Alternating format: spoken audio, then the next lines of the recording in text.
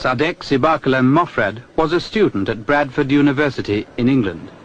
Who was actually making the decisions about tactics and opposition to the regime, whether it was killing, whether it was sabotage or whatever?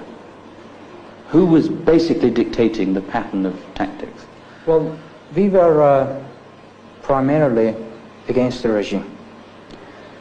But to answer your question as to who guided us for our tactic, it was, as far as I know, it was after a setting that we had in Germany, and there were some Arab extremists who later on we found that they had links with Habash and some other Palestinian extremist group.